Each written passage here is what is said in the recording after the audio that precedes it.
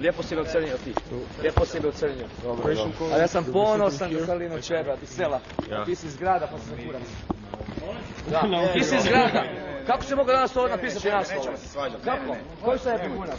Koji bjegunac sam ja? A ko je napisao? Koji list je napisao? Pa nego ko je? Ko je Zrna napisao? Olimpijska povelja kaže da vi olimpijskog pobjednika za vrijeme njegovog života i nakon njegovog života morate poštivati. To si zapišite. I tamo zapišite i recite vašem tamo glavnom. Ne znam ko je to. I nisam bjegunac. A čekaj, zašto meni to govori? Ja ću se osvojiti novine i od gospodina ovoga. Kamo da pravi presi. A zamislite da ja vama govorim kakav ste vi čovjek. Što ste vi nas mene optužili. Dobro, ne. Ne, vi ne poštujete mene, pročitajte vi malo to. Molim vas, pročitajte olimpijsku povelju. Morate poštivati mene. Ja vas poštujem.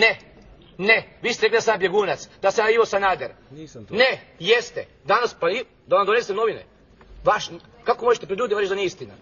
Kako? Pogledajte me u oči mi još gledate. Lino, pa vi ste otišli. Ovako, utakmica je bila, vidjeli ste sami, znali smo da će biti teška utakmica. Oni su malo, da vam kažem, malo su nas provocirali da su rekli da imaju bolju obranu od nas. A mi smo već godinama, što se tiče obrane, mi Francuzi najbolji. I stvorili smo jednu jako dobru atmosferu pred utakmicu.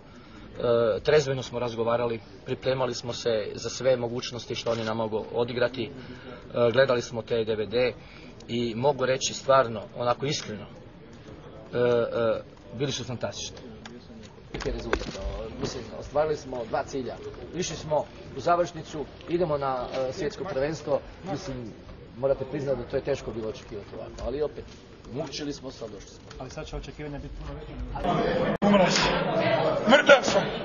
Ali isplatilo se, igrali smo po dogovoru od prve do zadnjih sekunda, disciplinirano, kako treba čvrsto u obrani. Ono što je prošlo i obranio Mirko i gotovo. Sigurno je pao kamen.